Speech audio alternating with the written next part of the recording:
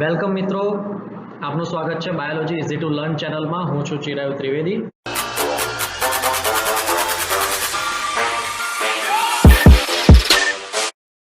જીવન ચક્રો અને એકાંતર જનન એટલે કે plant life cycles and alteration of generation.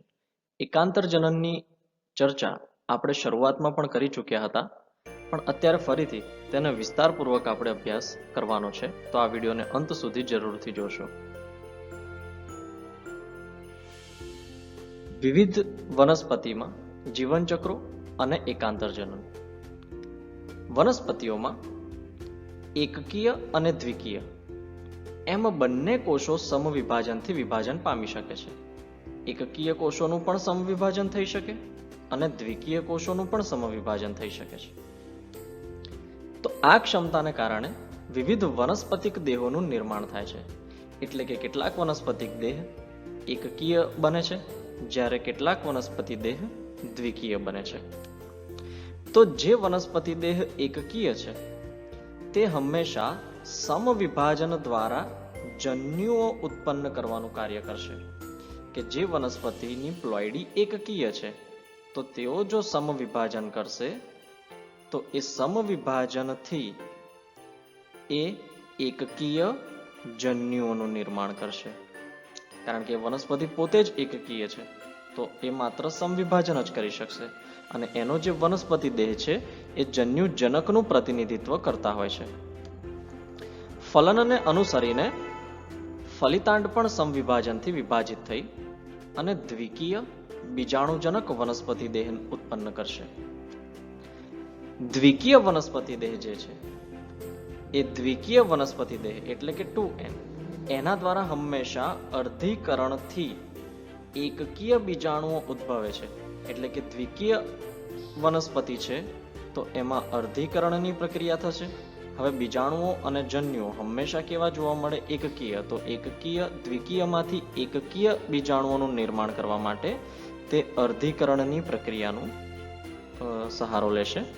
તો એકકીય વનસ્પતિ દેહ ધરાવતી જે વનસ્પતિ છે એ સમવિભાજન દ્વારા જન્યુઓનું નિર્માણ કરશે, જ્યારે દ્વિકીય વનસ્પતિ દેહ ધરાવતી વનસ્પતિ છે તે અર્ધીકરણની પ્રક્રિયાથી એકકીય બીજાણુઓનું નિર્માણ કરશે. આ એકકીય બીજાણુઓ ફરી પાછા સમવિભાજન થઈ અને વિભાજિત થઈ ફરી એકવાર એકકીય વનસ્પતિ દેહની રચના કરશે. એટલે કોઈ પણ લિંગી પ્રજનન કરતી વખતે વનસ્પતિ દેહના જીવન ચક્ર દરમિયાન જન્યુ નિર્માણ કરતી જન્યુજનક જે એકકીય છે, જન્યુઓ નિર્માણ કરતી જન્યુજનક અવસ્થા જે એકકીય છે, અને બીજાણુ નિર્માણ કરતી દ્વિકીય બીજાણુજનક અવસ્થા એટલે કે જે દ્વિકીય છે. તો જન્યુ નિર્માણ કરતી અવસ્થા જન્યુજનક, બીજાણુ નિર્માણ કરતી અવસ્થા બીજાણુજનક, જન્યુ નિર્માણ કરતી અવસ્થા એકકીય, બીજાણુ નિર્માણ કરતી અવસ્થા દ્વિકીય છે. તો આ અવસ્થા વચ્ચે એકાંતર જનન થાય છે. એકાંતર જનન એટલે કે પહેલા જન્યુજનક, ત્યાર પછી બીજાણુજનક, ફરીથી જન્યુજનક અને બીજાણુજનક, એક પછી એક આવે, જેને કહીએ છીએ આપણે એકાંતર જનન. આ જ રીતે વિવિધ વનસ્પતિ સમૂહો અને તે જ રીતે સ્વતંત્ર વનસ્પતિઓ નીચે પ્રમાણે વિવિધ જીવનચક્રોની ભાતોમાં તેમને રજૂ કરે છે. પહેલું એકવિધ જીવનચક્ર, જેને કહેવાય હેપ્લોન્ટિક જીવનચક્ર. હેપ્લોઇડી, પ્લોઇડી, જે પ્લોઇડી શબ્દ વાપરીએ છીએ એ શેના માટે વાપરીએ છીએ કે એ એકકીય છે, દ્વિકીય છે, ત્રિકીય છે, આ બધું એની પ્લોઇડી થઈ કહેવાય, જે રંગસૂત્રોની ભાતને આધારે નક્કી થાય. તો જો માત્ર એક જ પ્રકારના રંગસૂત્રો છે, એકકીય પ્રકારના રંગસૂત્રો છે, તો એ હેપ્લોઇડી તરીકે એને ઓળખવામાં આવશે. તો એ જીવનચક્ર થયું હેપ્લોન્ટિક જીવનચક્ર. દ્વિવિધ જીવનચક્ર 2n ડિપ્લોઇડી અથવા તો ડિપ્લોઇડ પણ કહેવાય, તો એ જે જીવનચક્ર છે એને કહીશું આપણે ડિપ્લોન્ટિક જીવનચક્ર. અને ત્રીજું છે એક દ્વિવિધ જીવનચક્ર, જેટલે કે બંનેનું કોમ્બિનેશન, તો હેપ્લોડિપ્લોન્ટિક જીવનચક્ર દર્શાવે છે.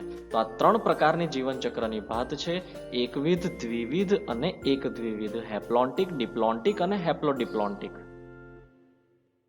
ક્વિઝ નંબર 1, એકકીય વનસ્પતિ દેહ ખાલી જગ્યા પ્રક્રિયા દ્વારા જન્યુ નિર્માણ કરે છે અને દ્વિકીય વનસ્પતિ દેહ ખાલી જગ્યા પ્રક્રિયા દ્વારા બીજાણુ નિર્માણ કરે છે. સાચો જવાબ તરત જ કોમેન્ટ સેક્શનમાં લખો. Quiz number 2. વિવિધ જીવનચક્રોની ભાત દર્શાવતી યાદી આપો. કયા કયા જીવનચક્રો છે અને એનું જે લિસ્ટ છે એ લિસ્ટ તરત જ કોમેન્ટ સેક્શનમાં લખશો. સૌથી પહેલા એકવિધ જીવનચક્ર શીખીએ. હેપ્લોન્ટિક જીવનચક્ર. હેપ્લોન્ટિક જીવનચક્રનો જે ચાર્ટ છે અહીંયા બાજુની આકૃતિમાં દર્શાવેલો છે, જેમાં પહેલા આપણે આકૃતિનો અભ્યાસ કરીશું.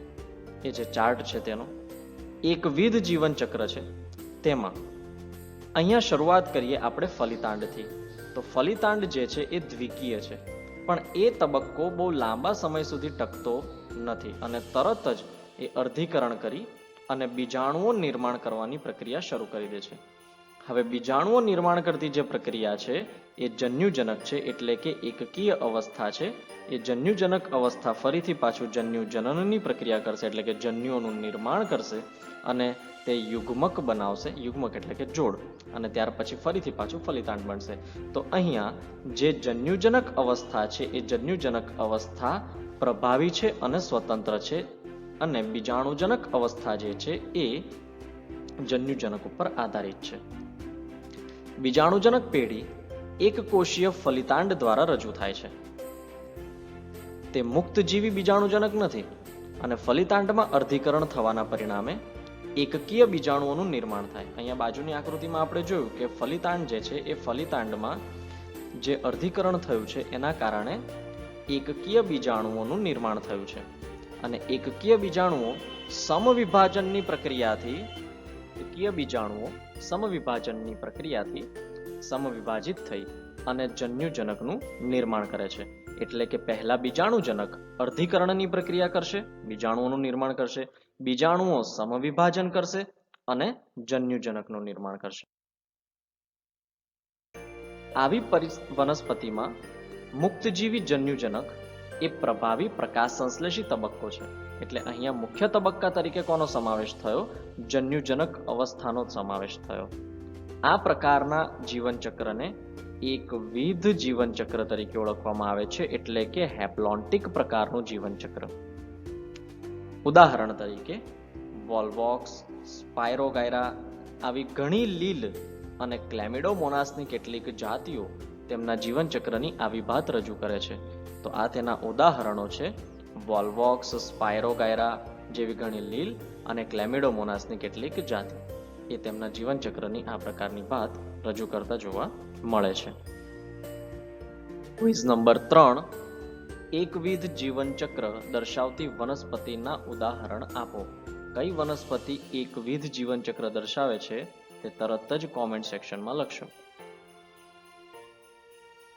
બીજું જીવનચક્ર દ્વિવિધ પ્રકારનું જીવનચક્ર, ડિપ્લોન્ટિક લાઈફ સાયકલ.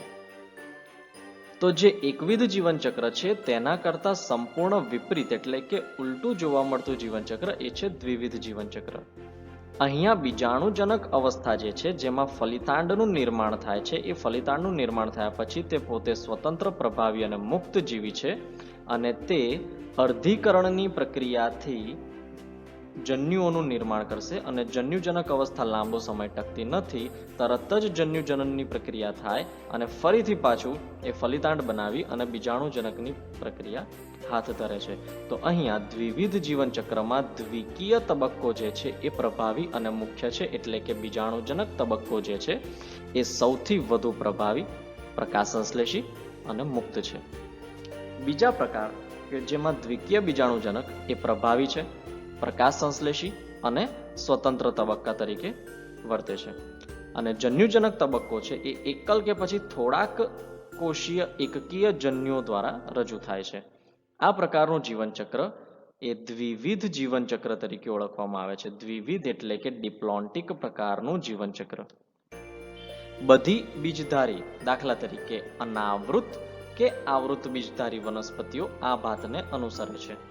એટલે કે જેટલી પણ બીજધારી વનસ્પતિ છે, 2 બીજધારી, અનાવૃત બીજધારી વનસ્પતિ અને આવૃત બીજધારી વનસ્પતિ, આ પ્રકારની જીવન ભાતને અનુસરે છે, જેને કહીએ છીએ આપણે દ્વિવિધ જીવનચક્ર.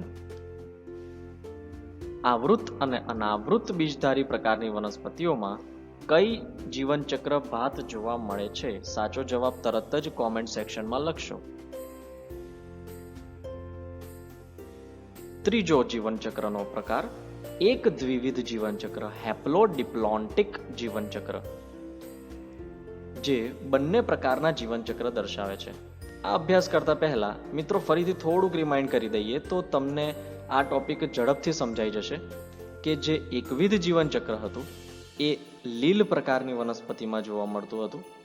દ્વિવિધ જીવનચક્ર જે છે એ અનાવૃત અને આવૃત પ્રકારની બીજધારી વનસ્પતિમાં જોવા મળે છે. તો હવે કયા પ્રકારની વનસ્પતિ બાકી રહી? હવે બે જ પ્રકારની વનસ્પતિ બાકી રહી, એક દ્વિઅંગી અને બીજું ત્રિઅંગી. તો આ બંને જીવનચક્રો, આ જે બંને વનસ્પતિ છે દ્વિઅંગી અને ત્રિઅંગી, એ એક દ્વિવિધ પ્રકારનું જીવનચક્ર દર્શાવે છે. તો દ્વિઅંગી અને ત્રિઅંગી વનસ્પતિઓ રસપ્રદ રીતે મધ્યસ્થી સ્થિતિ એક દ્વિવિધ પ્રદર્શિત કરે અને બંને તબક્કાઓ બહુકોષીય છે. તેમ છતાં તેઓમાં તેમના પ્રભાવી તબક્કાઓથી સહેજ જુદી પડે, જેમ કે પ્રભાવી, સ્વતંત્ર, પ્રકાશ સંશ્લેષી, સુકાયક, સીધો ટટ્ટાર એને જ આપણે બીજું કહેતા હતા મોસાઈ, એ તબક્કો એકકીય જન્યુજનક દ્વારા રજૂ થાય છે. એટલે કે સ્વતંત્ર, પ્રકાશ સંશ્લેષી અને મુખ્ય તબક્કો એકકીય જન્યુજનક તબક્કો છે અને તે આધાર કે પોષણ માટે જન્યુજનક પર સંપૂર્ણ કે અપૂર્ણ નિર્ભર કરતી ટૂંકજીવી બહુકોષીય બીજાણુજનક સાથે એકાંતરે આવે છે. એટલે કે દીર્ઘજીવી તબક્કો કયો? એકકીય જન્યુજનક તબક્કો દ્વિઅંગીની અંદર. દ્વિઅંગી વનસ્પતિમાં એકકીય જન્યુજનક તબક્કો જે છે એ સ્વતંત્ર છે અને પ્રભાવી છે, મુખ્ય છે, પ્રકાશ સંશ્લેષી છે. જ્યારે બહુકોષીય બીજાણુજનક તબક્કો છે એ ટૂંકજીવી છે અને ગૌણ તબક્કો પણ કહી શકાય. તો આ બધી દ્વિઅંગી વનસ્પતિઓ આ પ્રકારની ભાત રજૂ કરે છે. દ્વિતીય બીજાણુજનક એ પ્રભાવી, સ્વતંત્ર, પ્રકાશ સંશ્લેષી, વાહક પેશીધારી વનસ્પતિ દેહ દ્વારા રજૂ થાય છે અને તે બહુકોષીય, મૃતોપજીવી, સ્વયંપોષી, સ્વતંત્ર પરંતુ ટૂંકજીવી એકકીય જન્યુજનક સાથે એકાંતરે આવે છે.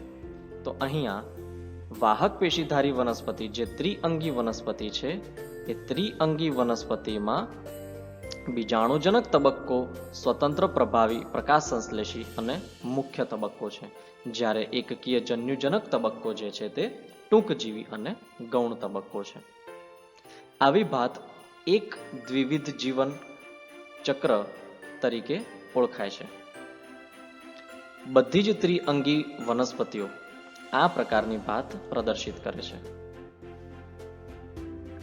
જ્યારે ઘણી લીલની પ્રજાતિઓ, અહીંયા કેટલાક અપવાદ શીખવાના છીએ, તો ઘણી લીલની પ્રજાતિઓ એકવિધ જીવનચક્ર ધરાવે છે અને તેમાંની કેટલીક છે એક્ટોકાર્પસ, પોલીસાયફોનિયા અને મોટી દરિયાઈ ઘાસ સ્વરૂપની વનસ્પતિઓ કે જે એક દ્વિવિધ જીવનચક્ર દર્શાવે છે. એક્ટોકાર્પસ, પોલીસાયફોનિયા અને મોટી દરિયાઈ ઘાસ, જેને કેલ્પ પણ કહીએ છીએ, જે એક દ્વિવિધ જીવનચક્ર ધરાવે છે. અને અપવાદરૂપ ફ્યુક્સ લીલ એ દ્વિવિધ જીવનચક્ર દર્શાવે છે. ક્વિઝ નંબર 5, એક દ્વિવિધ જીવનચક્ર કઈ વનસ્પતિઓમાં જોવા મળે છે? સાચો જવાબ તરત જ કોમેન્ટ સેક્શનમાં લખશો. એક દ્વિવિધ જીવનચક્ર દર્શાવતી અપવાદરૂપ વનસ્પતિ